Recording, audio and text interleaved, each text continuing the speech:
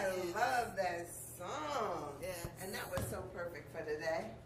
Just so perfect. Miss Wonderful did it again. I want to see you be brave. Yes, yes. Y'all. So what a wonderful day to be alive. Truly, you know, truly. just to be here on the planet and just to, to recognize how good life is, how good Yes. God is. Yes. It's a wonderful day. Truly. So I am thrilled to be back here. I came in off of the plane this morning. Alan picked me up at about 7 o'clock this morning. Did an all-nighter just to get back here and come and just talk to you guys. I'm so excited about this month, September, being the spiritual activism month. When Aurelia and I talked about this, we were talking about this idea of sharing spiritual activism, and I started thinking about what it is that we need to be activists about. And so, and then we come upon this holiday of, I'm sorry, I shouldn't call it a holiday, the holy day, sacred day of September 11th, and all that this country has been through up under that September 11th banner, and then to be here and to get a chance to talk to you guys about spiritual activism is just awesome. So I started thinking about all that I have been through this past week and what I talked about before, and then to come in here and talk. And I started thinking about if I wanted to be and wanted to talk to each person about activism. A lot of times when we think about activism, we think we've got to do something big. We think we've got to go out and do big statements or something like that. But what's interesting is that we've seen over the last few weeks the fallout from Kaepernick's. Is that how you say his name? Yes, It sounds right. Kaepernick's whole protest when it comes down to the playing of the national anthem. As a matter of fact, what he's done is he's sat it out. And a lot of people have been up in arms and talking about that. And in his own way, that's his way of voicing his protest about the things that we have done and the things that this country continues to do or perpetuate over a series of time that it's been against what it is that he believes in. I tell you, when I used to sit out the national anthem, nobody was shining the spotlight up on me because I was just a student.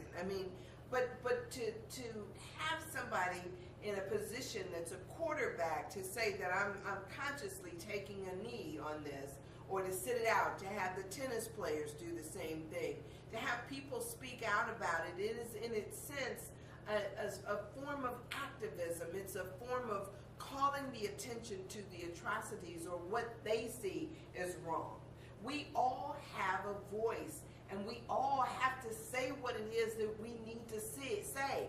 Let our words fall out so that we can be brave in speaking our truth and in talking about the ways that we see it.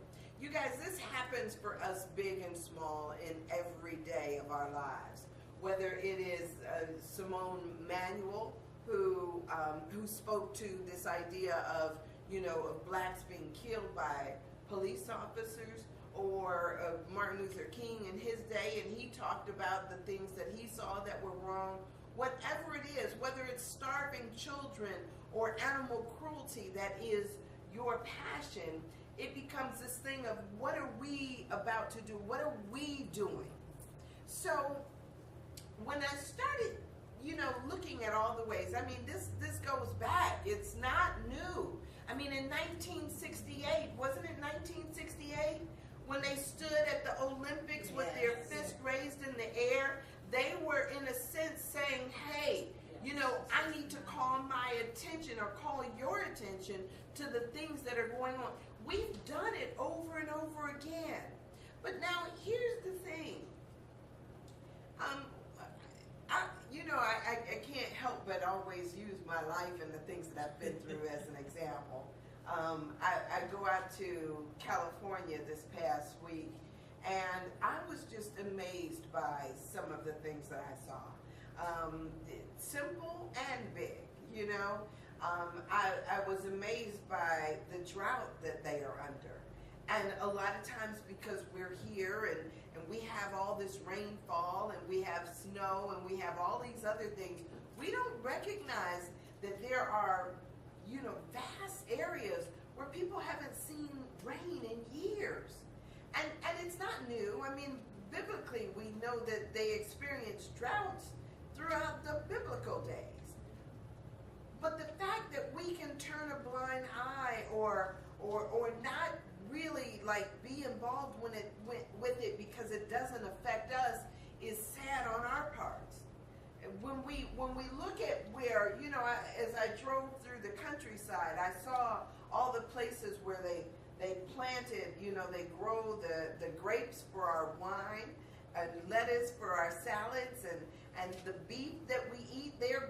This is a farming place, and yet, you know, we hear nothing about it. The fact that they are suffering up under such a severe drought. We hear about the wildfires, yes, but beyond that, it's like, wow. And so what are we speaking to? So when I started thinking about spiritual activism, I started thinking about this being able to speak truth to power, being able to talk about things that matter most in our lives. And a lot of times I'm really like plainly or acutely aware of how often we don't speak. I was listening to Iyanla Vanzant. She's got a new book out called Trust. And one of the things that she said is that we have to begin to speak our truth. Our truth. Not based on what we think other people want to hear, not based on what's popular, not based on what's going to get us applause or heard or anything like that, but to speak our truth based on our life experience. My life experience is mine. It may not be like yours, or it may be just like yours, but it's mine. And if any little piece of my life experience can help somebody else along the way, then I owe it to the world to speak my truth. So it becomes this thing of what's your truth? What is it that gives you passion? What is it that you can bring to the table and talk about that's unique to you and that can help somebody else be guided through what you're going through? I mean, we have a tendency to believe that the things that we experience are all ours, just ours, and nobody else is going through it. And so when we get caught up in that mindset, we forget that somebody else, it may be, going through the same experiences that you had, and that person can glean some kind of enlightenment through what you've, experienced and where you've been. And so when I share stuff out of my life, it's not necessarily to make somebody else want to share something out of their life. It's just simply because it's my life experience, and hopefully my life experience can shine a light on somebody else's. I remember back in college, I used to go to this class. I was telling somebody just the other day. I had this, Dr. Clark was the professor, and he was teaching a black literature class. And Dr. Clark used to say the darndest things in this class. And I always, not always, at a certain point, because I did go through a period of time where I was ashamed to say something. You know how you're ashamed to raise your hand and ask a question because it seems like everybody else in the room knows and you don't know? I was ashamed, and maybe it was because I thought I was a Cleveland Public School student, and so so at the time I didn't realize that smart people ask questions. At the time I just felt like, wow, everybody else knows what they're talking about, so I just sat there and said nothing. But then at a certain point I remember I got the clue that, you know what, situation for a reason, right? And so if I'm here for a reason, what's missing, as the Course in Miracles taught me, is what I failed to bring to it. And so what I started to do was, I started to ask questions and I started to challenge. Well, Dr. Clark, big Dr. Clark, this man who's, come up, he's from the Bayou. I mean, he was, used to say that he was Creole. He wasn't black, he was Creole. And so he would, get in this class and he'd talk all this stuff. And I would look around at all these freshmen in the class sitting there looking at him like he done opened up the skies and thus saith the Lord.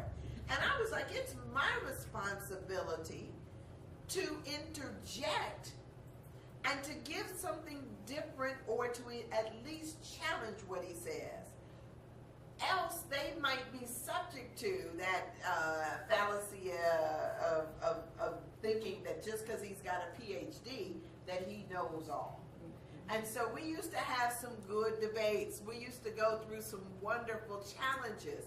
But it was a thing where through that whole experience, other people were empowered to also enter into the conversation and not feel inferior just because this person was standing up before the class. I mean, that's what we do here too, right? We open up and we talk about ideas because, God reveals itself through any number of people.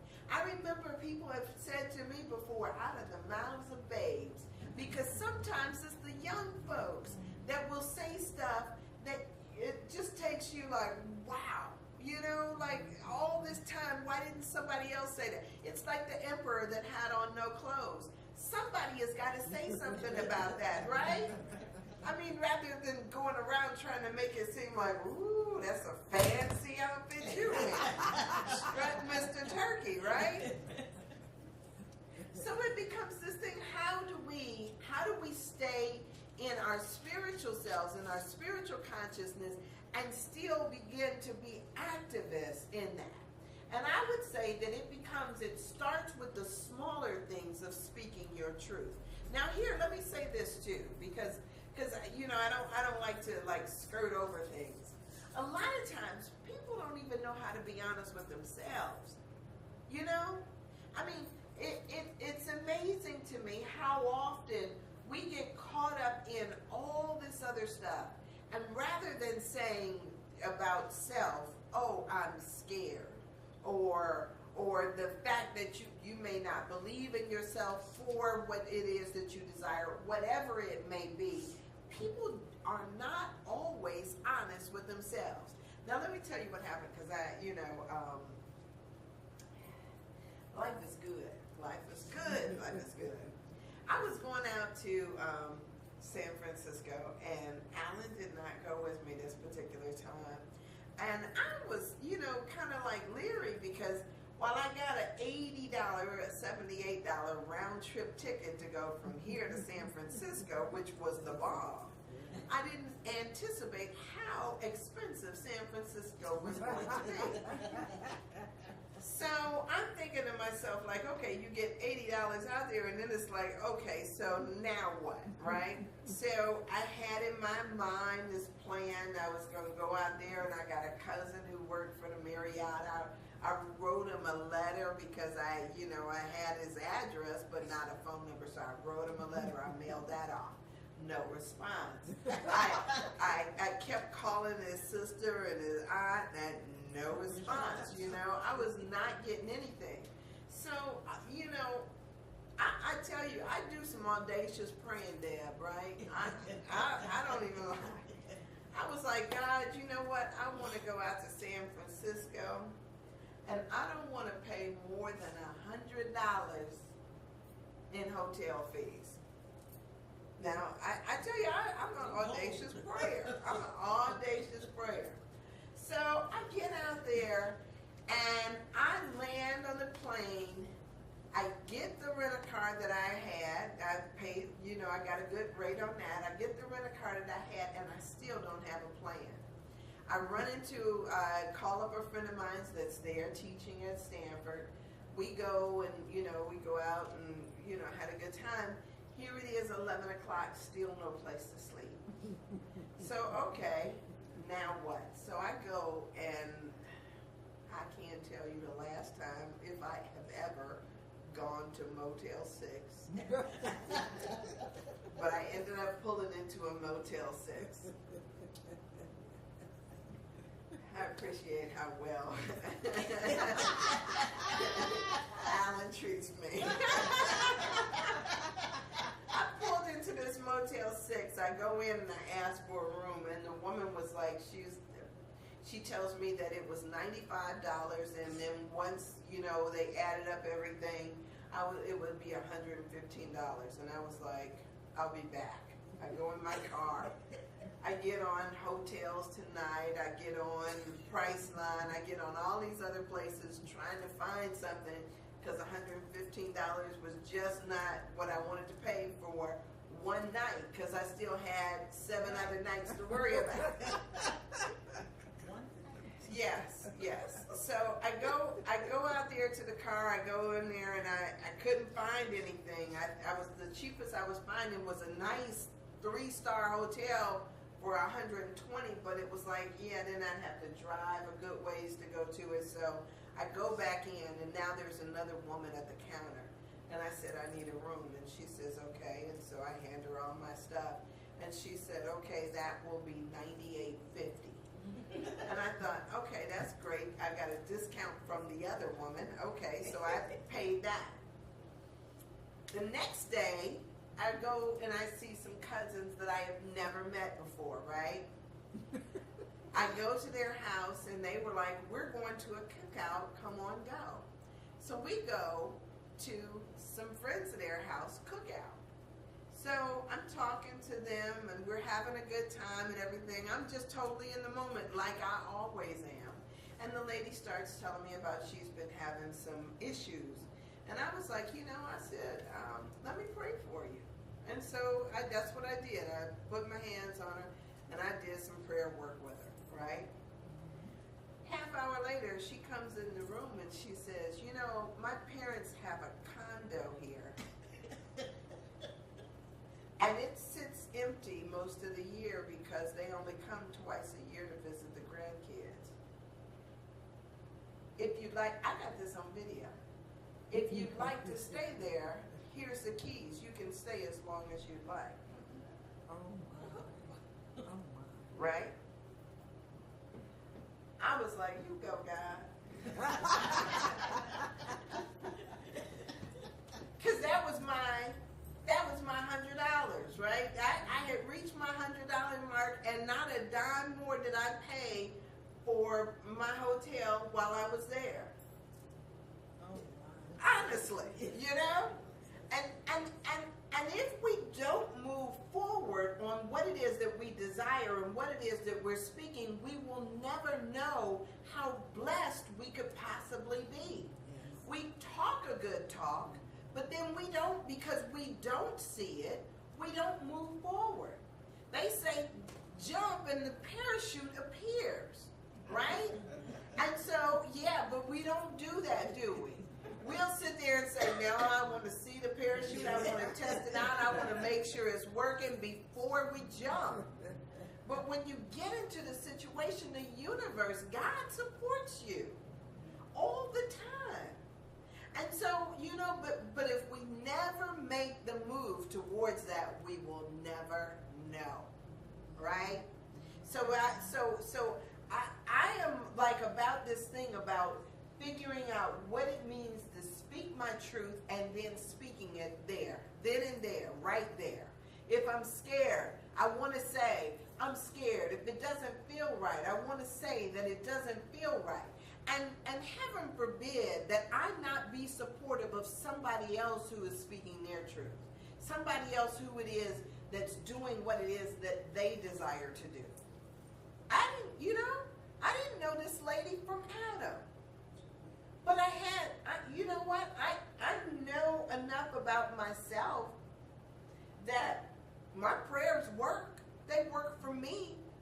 So why can't I do something for her, right? Why should it matter? Why should any of this stuff matter? if love is what I talk about, if love is what this is based on, I know her and I are one, and in that moment, I'm going to speak to that. A lot of times, we don't speak to stuff because we don't trust enough in ourselves, but maybe if we trust not in ourselves, but in whose we are, maybe if we trust enough that we are one with God, and we know that God is at work in our experience, in our life, if we trust that, then why not move on that? Why not move forward on that basis? I was talking to a girlfriend of mine, and you know, we were talking about her dating. Now, our words, remember I talked about this idea that our words have power? I talk about the I am power of our words and how they create things. They have vibrational energy that pulls things to us. So when she says, I think I'm ready to start dating, okay, I take you at your word, because that's what your word is. So she puts herself out there, she goes on the little thing, but everybody who contacts her, or everybody she meets, yeah, I'm ready to date, but not him, right? So there has to be some integrity in our word and what we say that we desire. If you say that you desire a relationship, because we're all in some kind of relationship, whatever it is, if you say you desire a relationship with God, then that means that we have to move forward on that thing. Not just, today is not convenient, right? Or, you know what, I got to go over here. What did a friend of mine say? I got to put my religion on the shelf today because I got some business to take care of over here.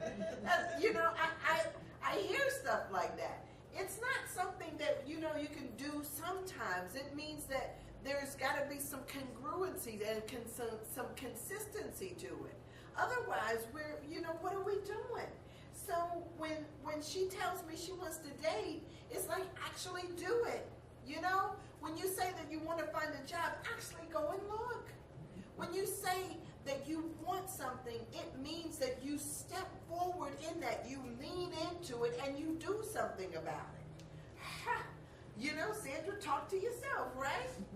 So it becomes this thing of us living the life that we desire, speaking that truth about what we desire and moving forward on that. Because otherwise it's just talk. And you know what? Yanla said something wonderful when she was talking about that. She said, which is something Carol and Miss used to say too, that a lot of times we lie so much we don't even trust our own words. It's like, we'll sit there and say, her example was, she'll say, okay, we'll say that we're not eating any more cookies. We're going to stay away from the sweets because we know that's our downfall. And so what do? All of a sudden, you become a closet cookie eater. You'll still eat the cookies, and then you'll sit there and make it seem like, I didn't do that. I don't know where all those cookies went. Like you didn't buy them, like you didn't do them. And so if you don't have trust and faith in your own word, nobody else will, because you walk around with the energy of, I don't trust myself, right? People know when your spirit is congruent and when it's not. People can feel the deceptiveness on somebody else, right? People can feel when you don't like yourself and when you don't like them either, right? You feel that. That's an energy. It has a texture, And so when we go around, why not be about something spiritual, right? Why not be about something bigger than that? Why not live the principles that we talk about, right? Why not, if what we talk about is love, why not do that? Why not challenge yourself? When you say, I want to be loved, I want to be more loving, when you find yourself not being, step back and ask yourself, what's going on here with me? And a lot of times, we get into this endless pursuit of, trying to figure out, what part of me is not loving, or what part of this, that, yeah. Instead, why don't we just speak faith into it and say, God, I'm willing to be more loving. I want to be more loving. Show me how. Right? I'm an advocate on these prayers that nobody else hears but you. Enter into that space and say, you know, God, I want to forgive this person. Show me how. And when you come from an honest place, whatever the principle is, then you open up yourself to the possibilities of becoming that which you desire. If you want to be more compassionate, God, show me how to be more compassionate.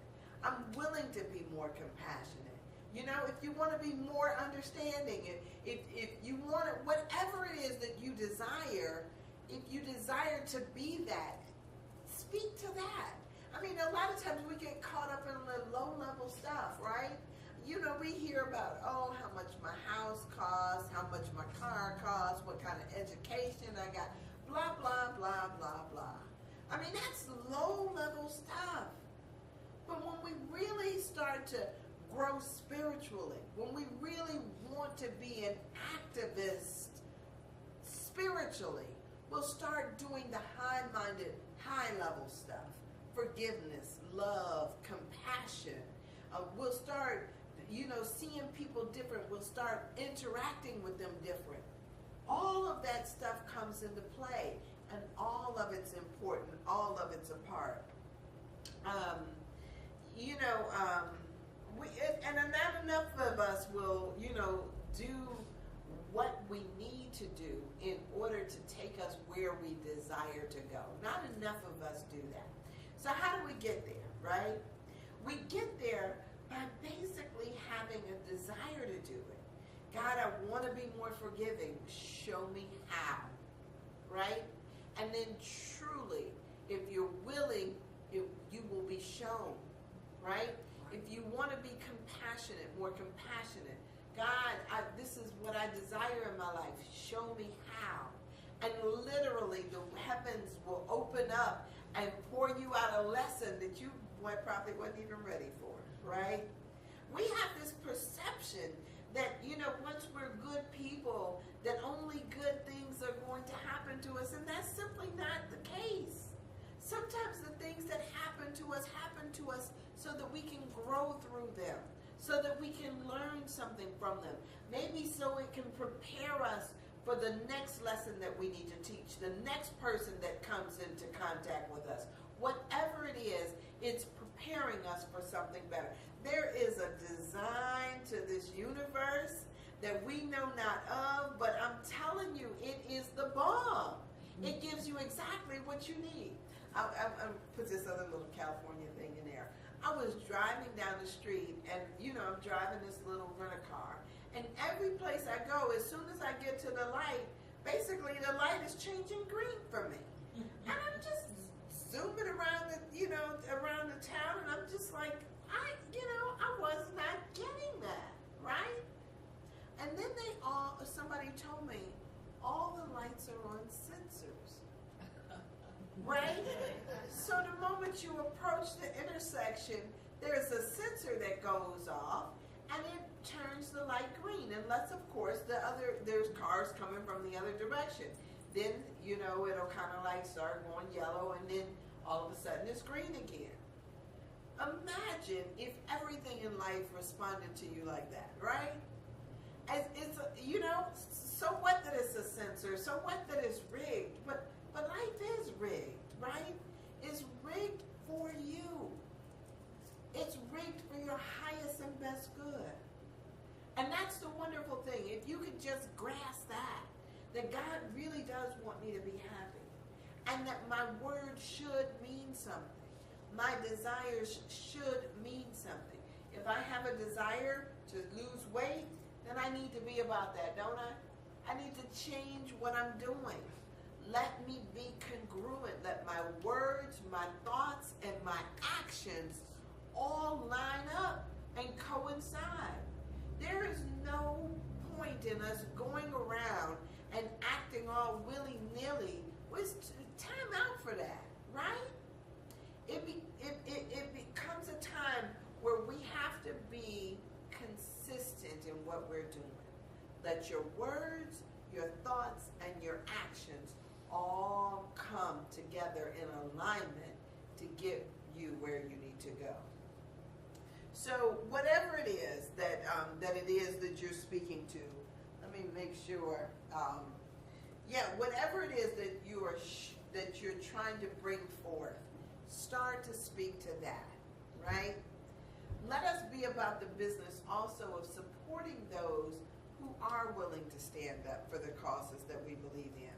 I was listening to another radio show. I did a lot of driving, right? So let me tell you guys this. I did a lot of driving, and at one point I'm listening to this radio show, and they talked about a world where the Hitlers of the world were possible. And they said, it was interesting because they said that what happens is not enough people speak up or stand up against those powers, right? Against people who start to spew out information such as that. Now, we have somebody here in this country that is trying to come to a position of power that is about a whole lot of hatred. And a lot of times we'll sit there and we'll think, yeah, that's just talk. Right? But at what point do we say, okay, enough? You know, the Course in Miracles says that that man can only miscreate up into a certain point, right? That at a certain point, you know, all of the craziness stops. But the fact that we know what genocide is, the fact that we know that it has happened and is happening, should cause us to say that not on our watch will anything like that continue unabated by my voice, by me speaking out, by my remaining silent. Silence has been taken for way too long as consent. If you don't consent to it, you need to speak to it. That means that something needs to occur. And so it becomes incumbent upon all of us, all the time, to use our voices to speak to love, to speak to truth, to speak to empowering those that are around us to be different than they were. To say, yes, you can, to be the cheerleaders for all of those who think that their voice doesn't matter. It becomes our responsibility. Spiritual activism is going to take on so many different things this month. I'm just so excited to talk about it. And so, you know, I want us to be about the business of recognizing that we do have power. We have power. We have the power of our mouths to speak to something different. We have the power of our organizations, of our friendships, of our influence. We've got power to make a difference. But without doing something, nothing happens. You gotta do something. So it becomes about each of us figuring out what it is that we can speak to on this level. So and let me say too, I believe in prayer. I believe in prayer. I know it works. My grandmother used to say it, and I used to think that was some hokey stuff. My grandmother, and I think to a great extent it's because we think that prayer is all about praying for something. $100 a week in hotel fees. I mean, it's not about the stuff. Sometimes it's about just, God, give me the grace, give me the insight, give me wisdom. Show me how to forgive, show me how to love. When we start to speak to those, the core principles that we learned, then we'll start to see that it's about so much more. And sometimes the greatest thing we can do is the smallest thing we can do is to speak a prayer over somebody's life. It's possible. Show me how big your faith is. Any comments, any questions? Any stories, any examples? Yes, ma'am. Ms. Joyce.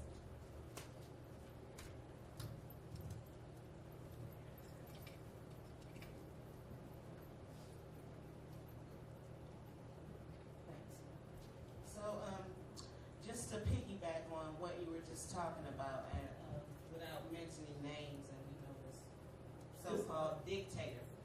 So I was at a network meeting Thursday. I was at a network meeting, and after the meeting, one lady came in. She came in late, and she was saying, "Did you all know Donald Trump was here at charter school?" And he actually was like a couple of blocks away from where we were. We were at the Harvey Rice Library. He was at this Shaker Boulevard, a charter school in Shaker Boulevard. And everybody got to talking about Trump and Hillary Clinton.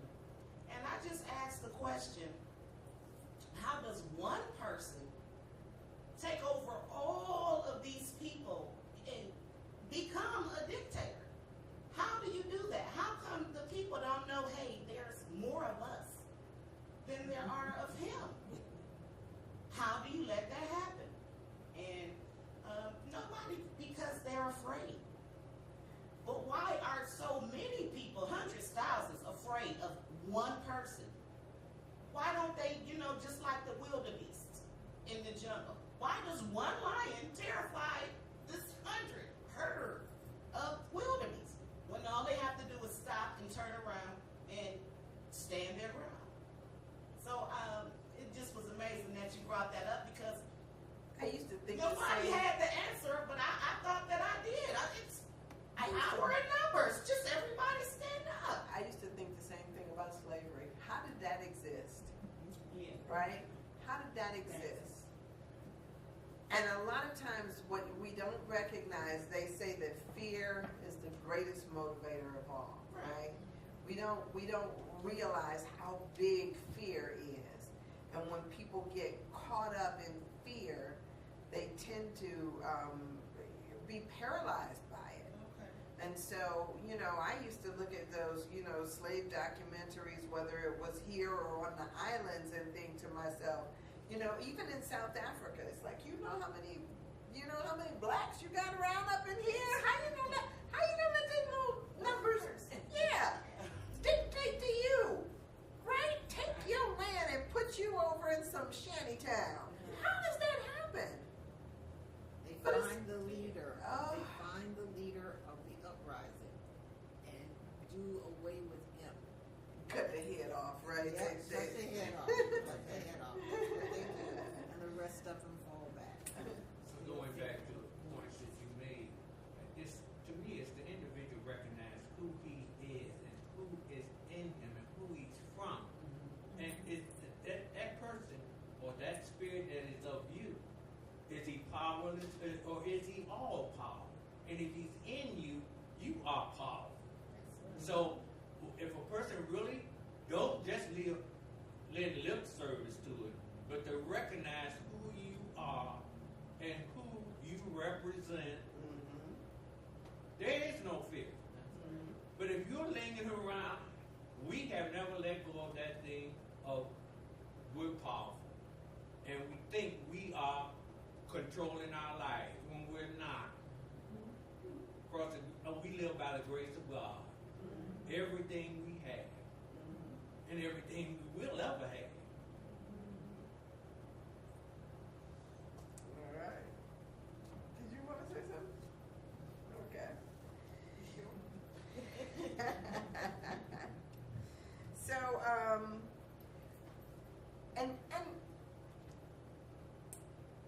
it's amazing because, when we talk about the simple stuff of just speaking stuff, right?